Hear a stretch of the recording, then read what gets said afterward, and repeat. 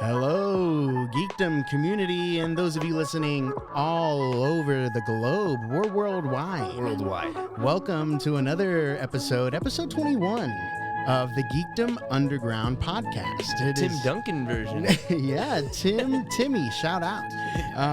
We're here. We're talking to another awesome community member, but before we jump into that, it's me, your boy JRG, hanging out with...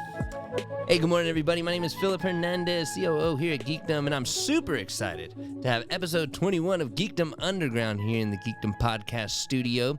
And today, we're excited to be interviewing longtime Geekdom member Tommy McNish, co-founder of Willie and Roo, which is a monthly subscription service for dogs to keep them healthy and happy. Nailed it. God, I did nail it. Well, yeah. I was almost there. I'm impressed. Tommy, thank you so much for being here. Hey, you're very welcome. Thank you guys for having me. I appreciate it. A legend in the flesh. I'm just gonna say it. Yeah, absolutely. That is way overblown. No, I think it's good to lead with that. Yeah. So Tommy, if you would tell us a little bit about yourself, where you're from. Yeah. Okay. So, well, I was born. The easiest way to start it off is probably just say I'm a military brat, right? My dad was Air Force career, so I grew up all over the place. Mm-hmm. I think that probably lent itself a lot to the, ended up getting into sales and networking and building those networks of friends and colleagues. I had to do it all the time when we moved because we were moving on average every year or so, right? Wow. So, yep.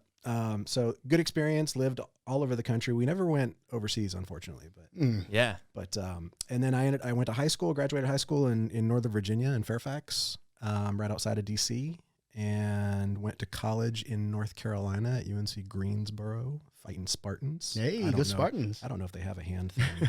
Well, just do them all. Probably be something like I don't even know.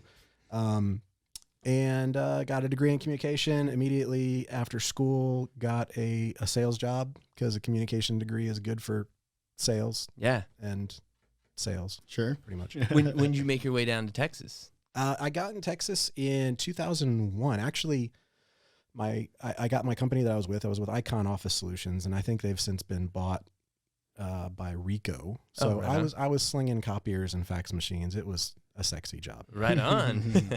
But I did okay at it, and I had a family issue. My sister and my 3 nieces in Houston were going through some stuff, and I wanted to be closer to them. My parents live here in San Antonio. So I convinced the company at the time to transfer me to the San Antonio office. Yeah. Totally different office, terrible market share, not great, but that was my first day of work at Icon in San Antonio. Was actually my second day was Tuesday, September 11th, 2001. Wow. Yeah, That's crazy. it was. Yeah, That's a lot. that's a lot of emotion and drama to throw on people that you met the day before. Yeah. Oh gosh. But luckily they were like, okay, everybody, you can go home. Mm-hmm. Yeah. Take some time to figure this out. There's a lot going on. And so I sat in my parents' house just watching it happen. And I have family in New York and good friends. I have a good friend from college that actually worked in one of the towers. Oh, wow. And thank God she was not there when it happened. But Yeah. just that was crazy. That was my welcome to San Antonio moment. Yeah. Have you been here ever since? Been here ever since. Wow. Yeah. It's like 20 years. It's You've a been long in time. San Antonio. See, you call me a legend. It's you live long enough, people call you words. Yeah. I've just been here for a while. Yeah. Sure. Yeah, so I mean, in 2004, I got really lucky and landed the job at Rackspace, and that's kind of where this all started, right? Right on.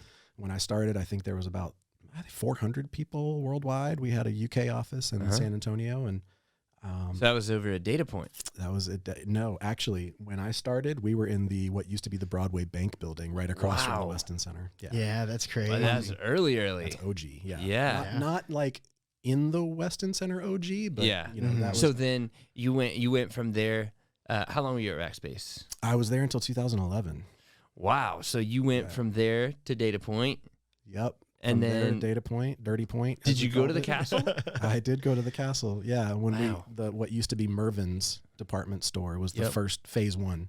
Oh, Yeah. wow. So- So you saw it in 3 locations. Oh man, it was just such an amazing experience working at Rackspace for Yeah. that time frame. Like Yeah. incredible people, a really impressive mission and an important mission that everybody bought into, Mm-hmm. and that fanatical support Kool-Aid is no joke. So you worked under Graham, Dirk, Lanham. Yeah. You worked under all the legends. Yeah, the real legends. The legends, man. Yeah. I mean, Graham is he's a mentor and a friend, and I just I'm lucky to know him and Lanham. Unfortunately, I haven't kept in touch with Lanham, but man, I love that guy. Yeah. But yeah, there's a ton of just super impressive, real legend people, that came from Rackspace in that time frame. I was going to say, it's just pretty interesting to see. We hear numerous like Rackspace connections. Yeah. And that's pretty cool. And it's cool to see that you're still around, and it's awesome. Yeah. Thanks, man. Well, I'm glad I'm still around too. Yeah.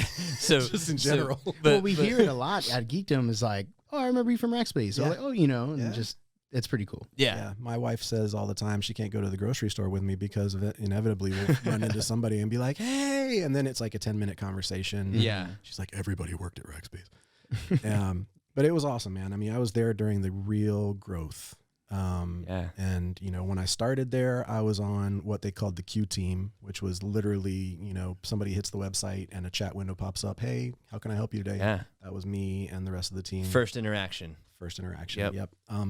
The reasoning behind that was because I didn't know anything about hosting. I knew nothing. I mean, I came from copier sales, and then I did a little bit in like cellular phone type stuff. Yeah. And so a server, hosting, like I knew nothing. Firewall, no idea. Yeah. And so the Q team was the right spot to kind of learn what we do, have those conversations with the customers or the prospects that were coming through, pass it along to the sales team. So it was like, literally just education by keyboard. Yeah. And you had, you may not have known or had the knowledge on hosting, but you did have something. Yeah. You had experience with working with customers. Exactly. Which, that's what was the game changer for Rackspace. The differentiator was that level of support, and you were able to provide that.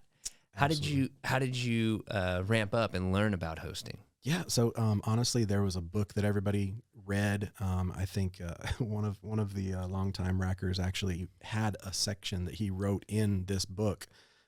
Tom, oh man, I just blanked out on his last name, and that's terrible. But he, everybody read this kind of like in general what hosting was. Yeah. And then you would hear the empirical data from people and kind of the anecdotes about what hosting is and how shared hosting is kind of like an apartment where there's a bunch of people in the same building. Yep. And you're sharing resources, right? And then dedicated hosting, which back then everything was dedicated. That was what our differentiator, right? Fanatical support, dedicated hosting, managed hosting. Yeah, exactly. And now everything's cloud. And so cloud was literally just kicking off when I phased out in 2011. But man, I learned. I was on the Q team for 3 months. Wow. And learned enough that I got moved up to be a business development consultant, a BDC in the SMB segment, small to medium business. I did that with people like Vladimir Mata, somebody Manisha Mahajan, like just some real winners, man, like amazing people. What an exciting time too, because you were there then when Rackspace went public. 2008. Yeah. 2008. Yeah. Wasn't it? Wasn't that the date? Yeah. And with the bells and everything. I was watching when Lanham, smacked the thing and rang the bell. And what was that like? What was the vibe like in an office environment like that? That's a really good question because it was mixed, right? Yeah. Like there was a mixture of like pride and a little bit of apprehension and fear, right? Because now you're not just being watched by the private investors and the executives, you're being watched by the street. Yeah. Mm-hmm. So everything you do is public. It added a whole new layer of responsibility and bureaucracy, honestly, like a little bit. It couldn't help but kill a little bit of the soul of Rackspace, right? Mm-hmm. I mean, look, when I started in the Broadway Bank building I think it was the 5th floor, Fridays they would bring in a keg. Yeah. You don't do that when you're a public company. Right. Yeah. And they didn't do that. That was 2004. It didn't last for very long. And they had rules around it. It was all legit. But But that was the kind of place your Nerf gun battles and your spitballs and and it was just a ton of fun. It was literally just kind of like a playhouse, man. That you were doing work and making sales, and it was so much fun. And it was still fun afterwards. Did you? Because I wasn't there at that time, but I was there from 2011 to 2016. Nice. And it was much different. Yep. At that time, so I was there right when you transitioned out. So you were there during the Taylor, and I was there at the tail end of Lanham. Yep. And then when Taylor took over, well, also, Lanham, and then Graham kind of took over for a little bit, and then Taylor Rhodes came in. Yep. But what I thought was crazy was, like, at that time there were probably 3,000, 3,400 rackers. That's about right. When I left, it was around 4,000 globally. And what was so strange is I still felt that, like, entrepreneurial startup feel. And I didn't know how to take that. It was like, how am I in this, like, corporate job in this massive, 1 million square foot abandoned mall with a slide, and a coffee bar. Yeah. I missed all that good stuff. Yeah. but how am I here but still feel like I'm contributing to building something? Yeah. And that was a really interesting feeling for me. That's something that kind of sparked that interest in entrepreneurialism and just startups in general. Yep. Can you talk about what it was like being in the Broadway Bank and then going to Data Point and then growing into the old Windsor Park Mall? Like, did you have that same kind of startup-y feel and scrappiness there? Like, what was that like? I mean, even when I started, there's 400 people, which is already a pretty significant size company, comparably. Mm-hmm. But it always felt very startup, very young, growth oriented. Yeah. Everybody, for a long time, everybody really did have some input. Yeah. And so feeling like you were contributing to this machine and the value that you got of contributing to that environment, right? Like everybody felt a sense of ownership over Rackspace. That's a great feeling. It's awesome. I mean, that's what you want, right? And especially if you're entrepreneurial, because you want to feel like you're making a difference, that your efforts are contributing to something greater. And as an entrepreneur, it's your business, right? Yeah. And when you start, it's only you. Yeah. So, but it felt like that at Rackspace, and it was a very supportive environment. I learned a lot. I made some amazing friends, and I loved every minute of it, man. And the only reason I left is because there was actually Lorenzo and Matt Schatz. There was a startup that was partially funded, actually I think primarily funded by one of Rackspace's founders, Patrick Condon.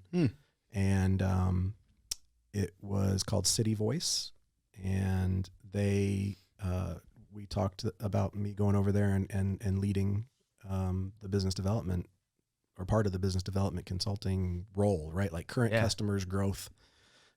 They had another guy that was doing, his guy Ryan, he was great, and he did most of the acquisition sales. Yeah. And City Voice was all about digital marketing, right? Like it was a complete shift. It was Google ads at the time, focused on service companies like air conditioning companies and plumbers, right? So Lorenzo was, what was his role over there? Matt Schatz was the CEO, and Lorenzo was CTO, I think. Oh yeah. Right on. Or I can't, but and he was some kind of a 3-letter thing. He was a C something. He was up there. That's awesome. I do want to come back to that. But what I want to talk about before we move on from your Rackspace experience, how do you think Rackspace created and maintained a culture like that, where the employees, the rackers, felt that sense of ownership and pride in what they do? Man, if I knew that, then I would have a 1,000-employee company too. I don't. Yeah. But I think it had a lot to do with people like Sugar Bear. Yeah. Like you start off. Larry Reyes, for those of you who don't know him as Sugar Bear. Yeah. That's right. Yeah, Sugar Bear. I mean, just he was kind of, he wasn't the trainer when I joined, but when he took that over, Yeah. he kind of became the embodiment of the culture. Yeah. Right? Like you could just feel it from him, what we were doing and how important it was. And it was just a supportive environment. And the, the core values that they preached, treat Rackers like friends and family, taking care of the customer, all those things. And I don't remember them anymore. Don't tell Graham. But they were really important to me at the time.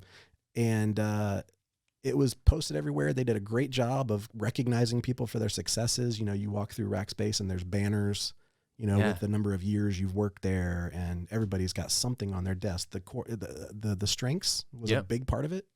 Everybody had their strengths on their name card. And I still remember my top 5. I'm pretty sure they're not the same anymore. Yeah. Kathy Kirsten and I would have a discussion about that. Man, shout out Kathy Kirsten. Yeah, we were just with her yesterday. Amazing, this week we did a strengths finder workshop with our staff and her. Yeah, and she's great, man. That's our second time doing it with her here at Geekdom together. Yeah. But she's awesome. And unfortunately, we did it this time last year with her. Yeah. And unfortunately, it was virtual. It was over Zoom. And, Kathy, her energy's infectious, and she's fantastic at what she does. Yep. But having the opportunity to do it in person this year was awesome. And, that it reminded me about, I think about the culture a lot at Rackspace, and I think about that secret sauce and what it was. Lightning in a bottle, man. I wish I could tell you exactly what combination of variables made it happen like that. Yeah. Something did, and I think it just had a lot to do with leadership, embracing that, having things like the all hands meetings that they would have when they would go over all of the, hey, here's what we're doing on sales, and here's EBITDA, and Lanham taught everybody what EBITDA meant. And you had these every quarter to show the results, and everybody was a part of it and could ask questions. And then of course, just leaving it relatively free for you to be yourself, right? Like some of the guys that were third shift support, their area. Shout out, man. Yeah, no doubt. I can't tell you how many times they saved my ass. But they preferred to be in a work environment. It was dark. Several of them actually had umbrellas over their desk to block out the ambient light. Yep. And they would be shoeless. And you missed their bumpers or what? Dude, I was second shift. That was my role at Rackspace. I was second shift support. Yep. And with Brant Bumpers. I don't know if you ever knew Brant Bumpers, but name doesn't ring a bell. We had him on the podcast. He was, I think he was after you as well. Yeah. But another legend. And we talked about that, how that was a big piece of it, where Rackspace, and we talked with Kathy about this too, how a big part of their culture was playing to everybody's strengths rather than trying to fix your weaknesses. Absolutely. And they really bought into the strengths finder and managing to people's strengths. Yeah, it gives you a shared language to speak with. That's a great way to put it. Yeah. Yep. So awesome. Thank you for that. It's great to hear about your experience there. And I loved it. It was fantastic. And it's awesome to hear too how many people we've had on this podcast that when they talk about where they're from, Rackspace is a piece of that. Oh yeah, absolutely. And there's certain times in your career, in your life, where you have defining moments. Yep. And for me, a lot of those happened at Rackspace. Dude, I couldn't have said it better. So much of who I am today is because of the time I spent at Rackspace and the people I spent it with. Yeah. More so than the influence I had from high school or college. I think Rackspace was probably the first community where I really found myself and felt valued and valuable, right? Yeah. And it just feels good to go to work knowing that you're doing something you're good at and you enjoy. That's kind of what it's all about, So when I left, I had been on the enterprise team and I got to work with some clients like Sony Music and Warner Music. Those were mine. Harbor Freight Tools was my account. That's awesome. Oh, dude. It's so cool because so much fun. I don't know how your experience was in your team, but for me, my experience on my team, we were just a collective of misfits. Like, totally. And it was so cool. I'd never seen that anywhere else. Yeah. Where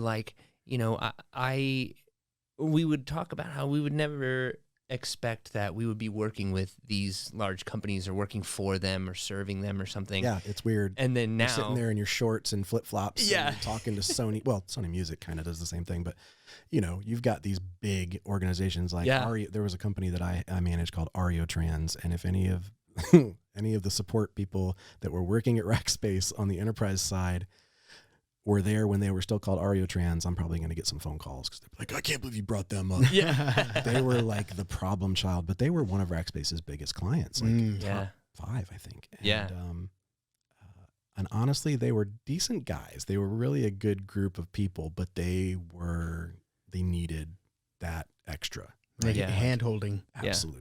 Yeah. They really needed that managed part of the managed hosting. Their environment, they put the man in managed. Their environment was just so volatile, and I don't even know how to put it, man, but they were dealing with real estate, transactions and it was real time, live, kind of everything. The data had to be clean and fast. I need it now, like, absolutely. Yeah. And at that time, there wasn't any other providers that would even pick up the phone to have those conversations. And meanwhile, you're over here like, how can we help? And that was crazy at that time. You always heard, horror stories about the other companies, the competitors. I mean, I'm sure that those other companies were probably decent companies, right? Like Savvis had some huge accounts for a reason. Yeah. They must have done something right. For sure. Yeah, I'm curious. Is that like a competitor of Rackspace? They were. Okay. I don't even know where they are. I've completely lost touch with the hosting industry since I left. So I have no idea if they still exist. Yeah. Probably. I don't know either. Probably a different name. Yeah. Probably, but they were based out of New York, and they were kind of the go-to for these big banks and big investment houses and stuff like that. So they managed a ton. Anyway, but Rackspace was a huge part of helping me find myself, honestly. You would think that would have happened by the time you're in college, but I'm still finding myself. What do you mean by that? That it was a big part of you finding yourself? Because where that question comes from is I hear that a lot. And I feel that as well. But how do you feel that what did you find about yourself at Rackspace that you just didn't know before? I think it was the opportunity that I was given to be involved with these and to be impactful with these customers, big customers. Yeah. And to see that you are doing a job well and finding what your strengths were, within that job. I think that was just a big part of it when I look back on it, and the positive feedback and the mentorship and coaching and guidance I got from my various managers and coworkers. And it was the first time in a professional setting where I felt like I belonged and I was actually doing a really good thing. Yeah. It's cool when you hear people talk about you, and it's like, oh, what? Like support people. I was known in the castle, right? I had this like, now it was like a 5.4 gigahertz wireless headset. It was just like really awesome at the time. And, sick. And it had crazy range. And so I would be on a sales call and I would walk the entire Mervyn's. I was on the second floor. The enterprise BDCs were up there in the corner, and I could take the escalator downstairs and walk around. I was always moving, because if I sit still, like even doing a podcast is hard for me. Like I need to be moving to think and talk, right? Yeah. So I was always on my phone, and people, that's what they knew me as. They were like, oh, Tommy's closing deals, walking around. Yeah. And that was the first thing they would tell anybody that knew me but didn't know me during the Rackspace days. Oh, Tommy was always walking around closing deals. I would hear him hamming out, and it's cool to hear that. But, I think Rackspace just gave everybody an opportunity to do their best. Yeah. And realize their best. Yeah. Yeah. And that's awesome. And it was what you made of it, really. Yeah. So let's talk about your transition out. You had mentioned that you went from Rackspace into a startup. What did you say it was called? City Voice. City Voice. Yeah. So shout out. How is it? Yeah. Shout out City Voice. what was it? Hit him with it. That's what I'm saying. What was it like making that transition? Because Rackspace in 2011, stocks were high. Yep. The employees were coming in. I mean, they were at that time, they were hiring 100 people a month, and morale was high. Everything was going great. And I think, benefits were only getting better and stronger. Absolutely. It was a very safe place to be. What was it like going from that safe and secure job to something like a startup, which does not have that kind of safety and security? Yeah. I was drawn and really kind of fell in love with that startup feel and environment from the early days of Rackspace. So 2011, when it became a lot safer and we had a lot more stability, in my mind, that made it a little boring. Yep. Just a little bit. I can understand that. Still awesome, Mm-hmm. still exciting, but the corporate aspect of it was much more in your face. And it wasn't a bad thing. It's just I missed the energy. Yeah. I missed that kind of all go, no quit, Yeah, just all gas, no building brakes. something, Hey. Building a plane, as it it's flies. flying, right? Yeah. It's very much like that. I fell in love with that. I always knew I was entrepreneurial. I just didn't know how to do it. Yeah. And so going to a startup was a good learning experience for me. Because unfortunately, when I joined, it was about 4 months, I think, after I joined City Voice that they shut down. So I like to claim credit for that. Yeah. That was all me. So what was that like after I you mean, it was after City Voice? What happened after that? After City Voice, where did I go? So I actually ended up at Server Beach for a little while. Oh, okay. Nice. Yeah. Robert Similar. Wiggins? Yes, of course. Yeah, Robert was there. Dax was there. Mm-hmm. My direct manager was a guy out of Miami that I could not stand. So, it was a hard transition. Yeah. It was just going from a supportive environment into something that wasn't, right? Yeah, sure.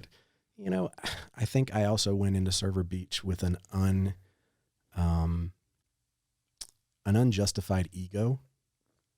Yeah. Right. And a lot of my growth over the last 10 years has been checking that. Gotcha. Like, do you mean like you went in there like, oh, I'm Tommy McNish, the guy with the Exactly. headphones that closes kind deals? of. Yeah. And I look back on it, I'm like, what the hell are you thinking? Yeah. But, at Makes Rackspace, I felt like somebody big. Yeah. And I felt like I was doing big things. And there were several people. I mean, my sales numbers were always good. I was making the Rackstar trips, and people always talk, hey, Tommy, he was one of the best BDCs. And it's like, oh, thanks. And I start believing that stuff, right? And I think I was. I was good. Yeah. But I didn't have any justification for walking into Server Beach thinking I'm too big for that shit. Yeah. I wasn't. Yeah. And then when I had a manager who just didn't vibe, wasn't buying what you're selling. Here's the other thing. You mentioned like living Rackspace when it was super stable. Mm-hmm. I was also in the middle of a divorce, going through a divorce in 2011. And in the middle of all that chaos and craziness, I decided to also leave my very comfortable job. So I'm a glutton for punishment, man. I don't know. Big I don't know if like things are stable. It's making me feel weird. It's kind of like Ricky Bobby's dad. He's like, I don't like this. Yeah. I gotta go. Things are getting nice. Yeah. I don't know what it was, but I just, the tornado was real. It kind of and I don't know if this is related, but it's kind of like your upbringing too. I mean, you were used to maybe so. a lot of change. I mean, when you're moving every year, that's like making new friends and what clothes are cool here and like, do I have to get a new backpack? I was like, I got to roll the bottom of my jeans. Yeah. This is before your time, I know. But dang it, they don't roll jeans here. I thought that was cool. A rollerblade's still cool. They never were. Yeah. They never were. But yeah, so that's really interesting though, how like, you did kind of chase that like chaos. Like I think like that you're probably onto something. fueled you. Wow, I don't know if any therapist I've ever talked to has brought that up, but that's good. Hey, That is good. and it all happens on Geekdom Underground. Geekdom Underground, baby. I'm a big fan of keep it real and honest, and I think it's fair. So one of the things that I've always struggled with, I have ADD. It's pretty significant. Yeah. Even at 45, it still has a pretty strong impact. And so I'm medicated to help with it, like most people who have it. But along with ADD, I've also kind of, since college, I've struggled and suffered with a little bit of depression, right? Yeah. Most people that know me wouldn't know that. But it's something that really became front and center when I started my own company. And I didn't expect that. Yeah. And so it's interesting to me, things at Willie and Roo aren't going great. Just reality. Yeah. They're not going great. And you don't hear that very often when you talk to somebody about their business. Yeah. You talk to entrepreneurs and you're like, hey, how are things going with that? Oh, good, man. We got this investor and we've got these customers that we're talking to. And hopefully that's always true. But you very rarely hear an entrepreneur say, things are kind of crappy right now. Yeah. And I think that has a lot to do with, if you say your business is struggling, it's almost like saying you're struggling. Yeah. So, and recognizing and owning that is tough.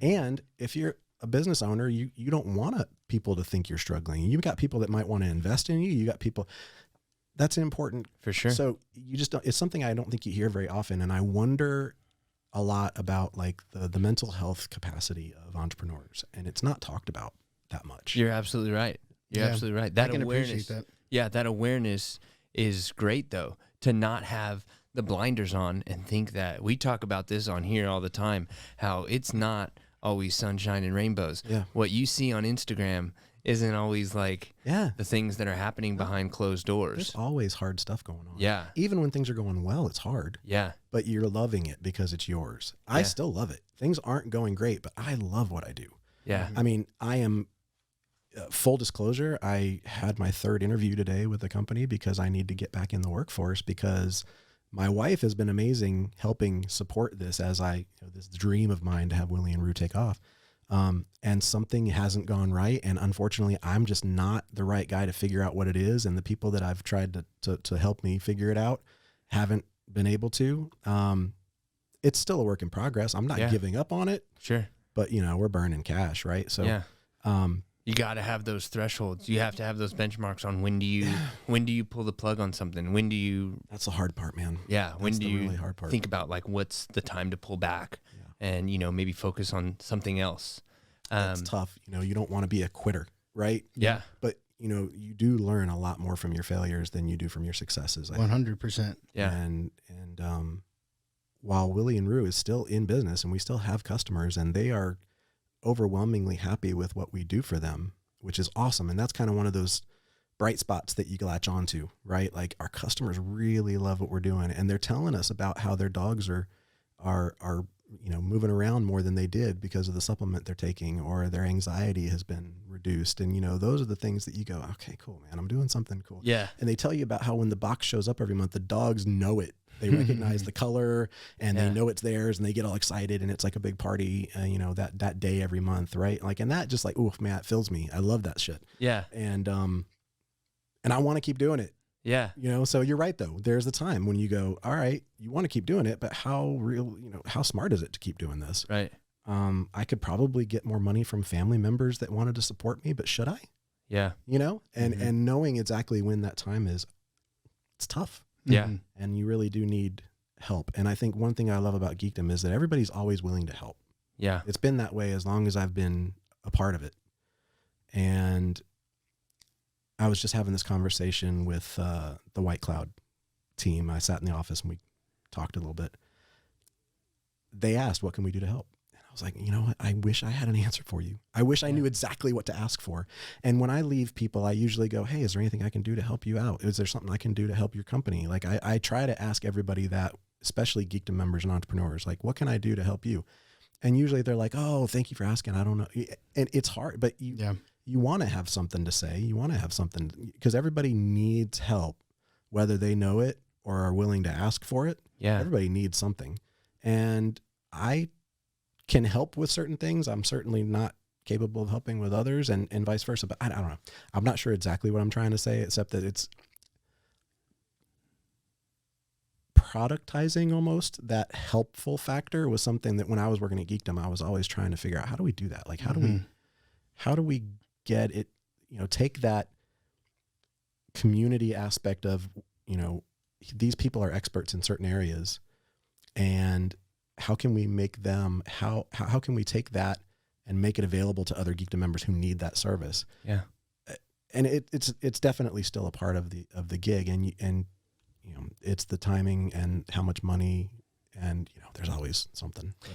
Sometimes just that question of asking somebody, is there anything I can do to help, or how can I be helpful? Yeah. Sometimes that like sparks the question in their own mind that like, maybe I need help.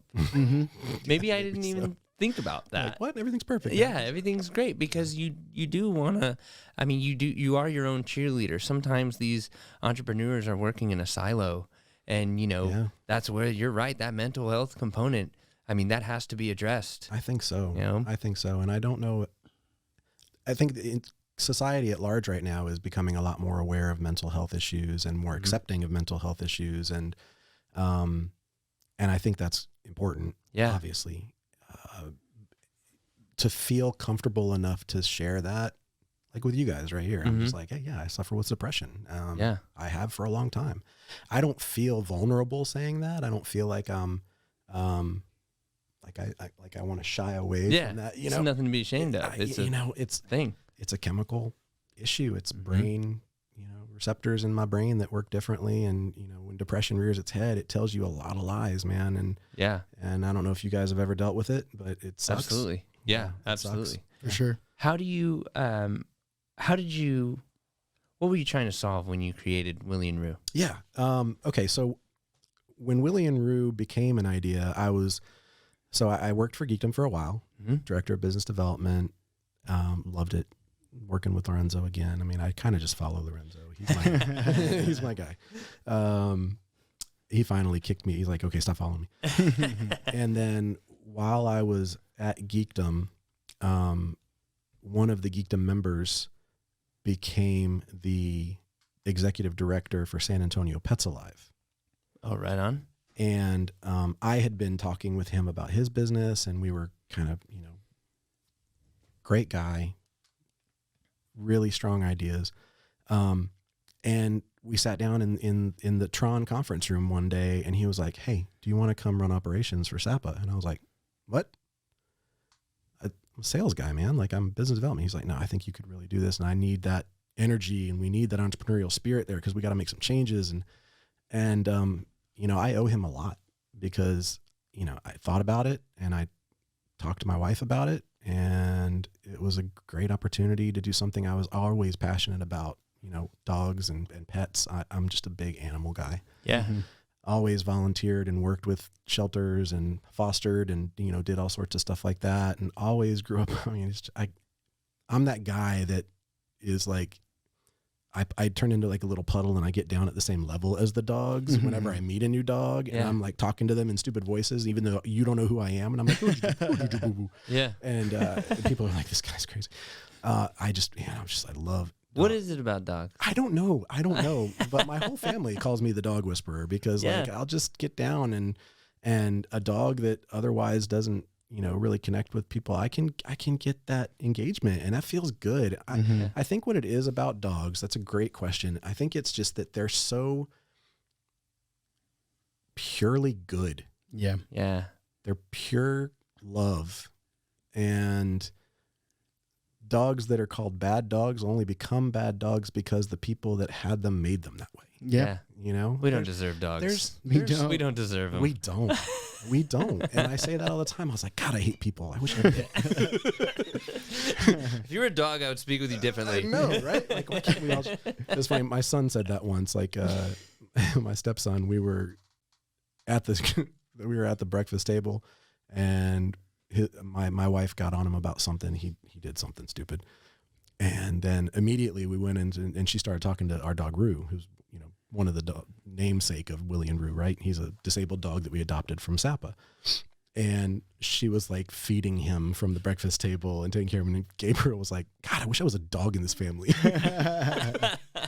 And it's so true. We're like, yeah, I completely see that. We spoil the hell out of our dog, and our kids get the tough love.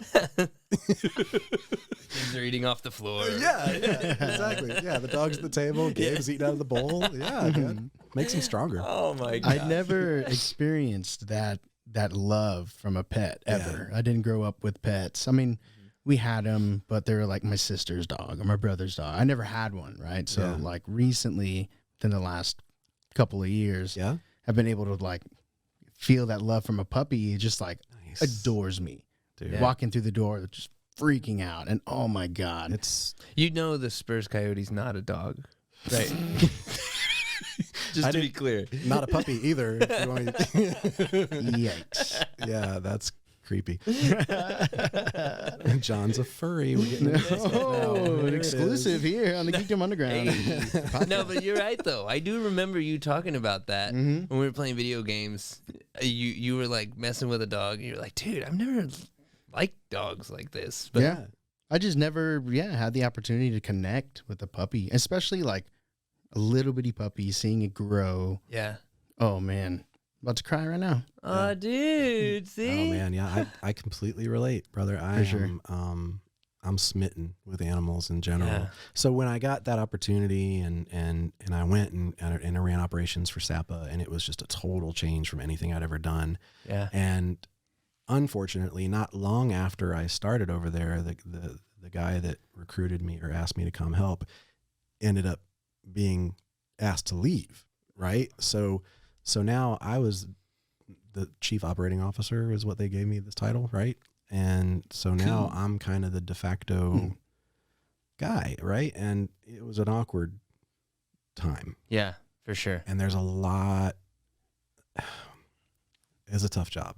It's a tough job because I love animals, but SAPA's whole mission is to take the dogs and cats that have been through every other option, and now they're on death row, literally, the euthanasia list at the city shelter.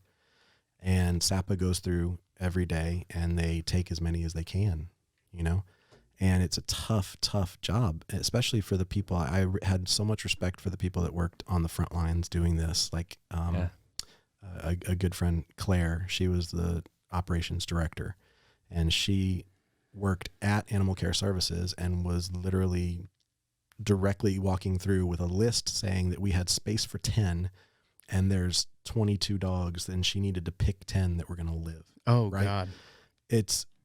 And I walked through with them a few times, and running operations, I should have walked through a hell of a lot more, but emotionally, I couldn't handle it. That's very tough. You're walking past a crate and this poor dog is barking and snarling, and he's not mean. He's scared to death. He's in a crappy environment. Mm-hmm. Yeah. But he's going to be hard to adopt out. Yeah. And so you have to pick the ones that are going to have a better chance of finding a home. And man, it was horrible. Yeah, that sounds really tough. Hated it. Every other part of the job, loved it. Yeah, for sure.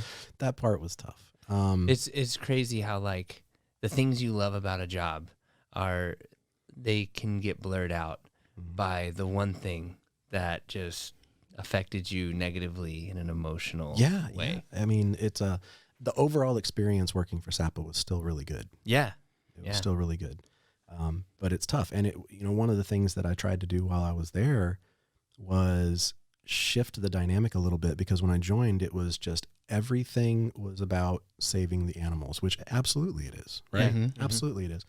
But it was done at the expense of the welfare of the staff. Yeah. Like, it doesn't matter. Hey, it's Saturday at 2 a.m. We had this call. It doesn't matter. You got to go do it. And that's cool and that's admirable, but it has a time limit. Yeah. There's an end point to that where somebody's going to break. And the turnover was significant when I was there, when I started there.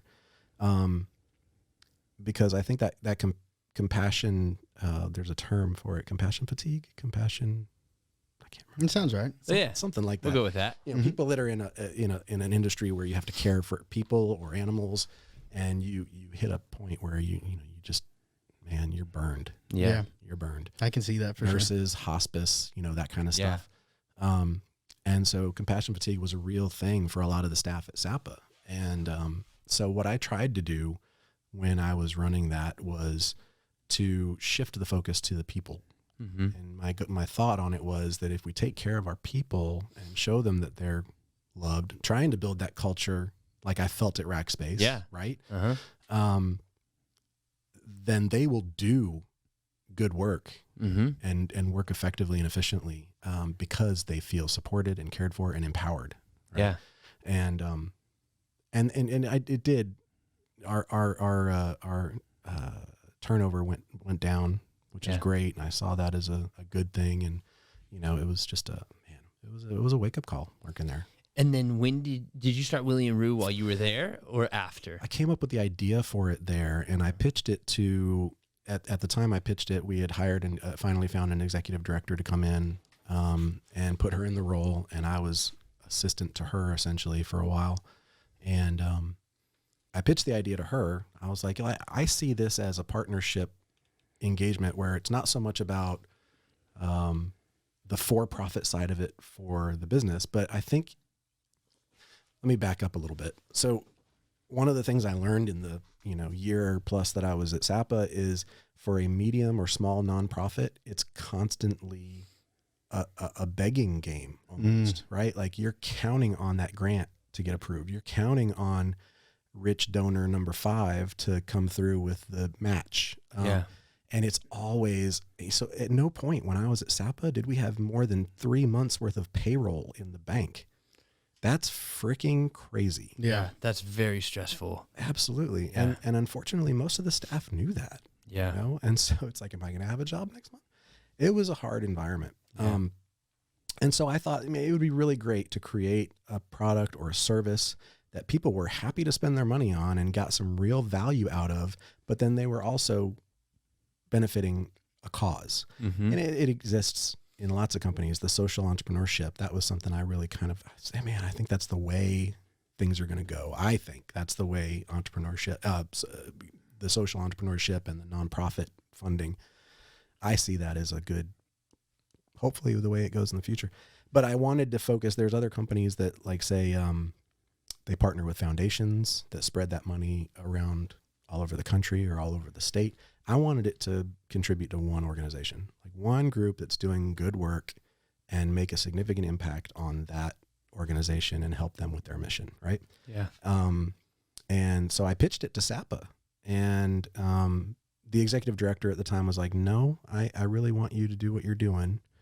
But I kind of got excited about it, and I was kind of already 1 foot out the door because things, again, I moved around a lot. Yeah, for sure. Apparently that was it. Damn, you're good. And so I decided to just go do it. Yeah. And all gas, no brakes. Kind of. Yeah. Yeah. Yeah. And so yeah, that was, and I found another organization, one that we had done some stuff with called Daisy Cares. They're based out of the food bank. They're kind of like a food bank for pets, right? People who fall on hard times and are in need of food bank services oftentimes would come in and say, can I get some food for my dog or my cat? And a lot of them, when they couldn't afford to feed them or give them proper health care, they would just abandon them, right? Or they would surrender them. And the animals that were surrendered at the city shelter were always the ones at the highest risk because they've already been in a home. Somebody gave them up. So by default, their time in the animal care services was shorter, right? So, gotcha. So Daisy Cares, where SAPA was on one end of the spectrum, where it's like they've gone through everything and SAPA is just collecting as many as they can to try to save them now that they're an hour or two away from being euthanized. Daisy Cares is on the front end of the spectrum where they're preventative, right? Like they're helping families keep the pets by providing them with food and giving them grants for vet care and whatever it is. And they also do a lot of really great education for people in the community. So it's really, really awesome organization. Shout out Daisy Cares. Yeah. So we've been partnered with Daisy Cares as long as we've been in business, and I wish we were doing a lot better so I could be giving them a lot more money. Yeah. But we do contribute a percentage of all of our proceeds to them, and every quarter we write them a check, and and it's great to be able to do that. And my accountant's like, why are you sending money? I was like, because I promised. That's the arrangement. That's very cool. I mean, I think that model has a lot of potential. Yeah. And it could be good for the business and really good for the nonprofit. and everybody's happy. And I'm a big fan of win-win-wins. So, there's a term for it. It's like a business term. It's like, I forget what it is. It's like conscious something or another.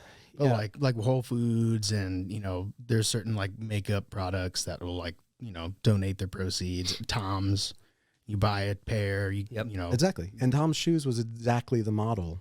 When I thought about doing it, I was like, yeah, that's awesome. They buy a pair of shoes, they donate a pair of shoes to a kid that needs it.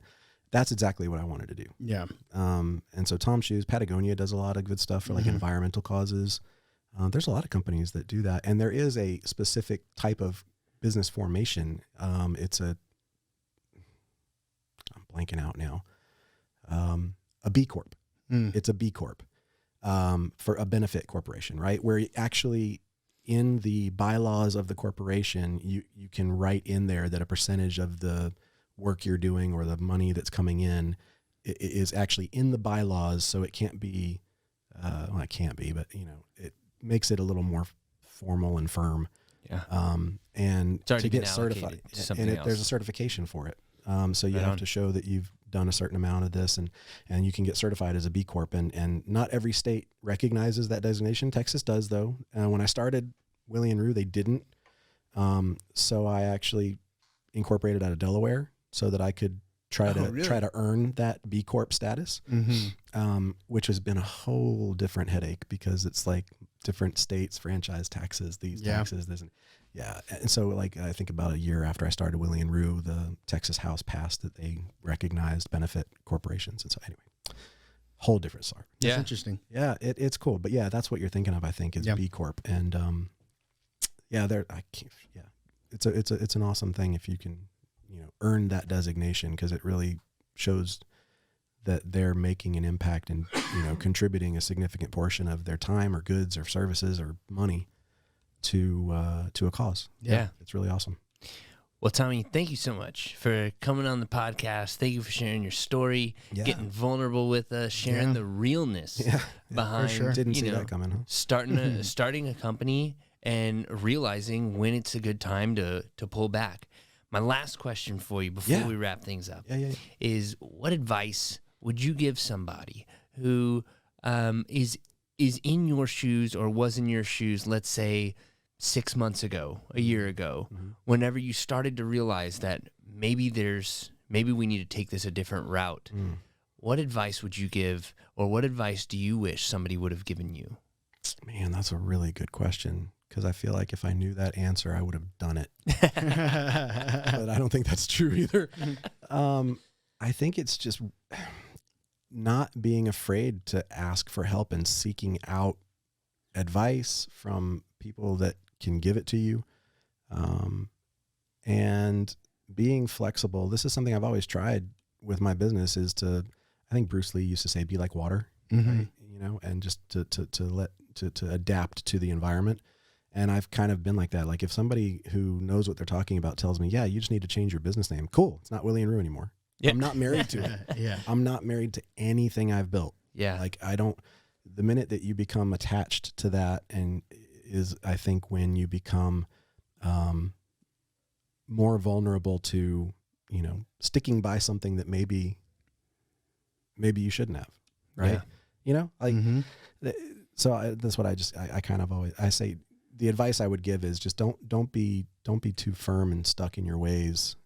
Be open to suggestion and advice, even if that advice is huge. Yeah, like stop doing a box for dogs. Yeah, make it a box for guinea pigs. Yeah, yeah, absolutely right. Where it's at. That ties to one of our core values to have strong opinions loosely held. There you go. Where it's not as important to be right as it is to collaborate and get to the right answer. And so I think that's great advice. Thank you for that. So Tommy, soundboard is awesome. it's been a wonderful time. Thank you for sharing your story. Mr. JRG, if you would please, sir, take us home. Absolutely. It was an amazing episode, and just want to say again, thank you for being open, transparent, honest, and thank you for being a part of the Geekdom community. How do people learn about Willie and Roo? Do you have a website, social media? What do they do? All of the above, yeah. So Instagram, Facebook, it's just Willie and Roo is the user or the profile. WILLIE. WILLIEANDROO. We've got a lot of really awesome pictures that you can, enjoy of pets and dogs and people. And then willyandroo.com, the website. And I actually set up a discount code for Geekdom members if they do want to. Hey, yeah. So it's just Geekdom20, and it's good for 20% off any of the items in our store. Love it. And if you subscribe or if you buy a subscription for somebody as a gift, it'll be 20% off the first 3 months of their subscription. That's amazing. We'll definitely shout that out. And all of y'all listening, all you Geekdom Underground podcast listeners, get something for the furry friend in your life, for sure. Just in time for the holidays. Well, thank you again. You're welcome. Promo code Thank one more you, time, guys. Geekdom20. Geekdom20. There it is. Thank you so much, y'all, for tuning in, and we'll see you next week. Bye, everybody. Thanks, guys.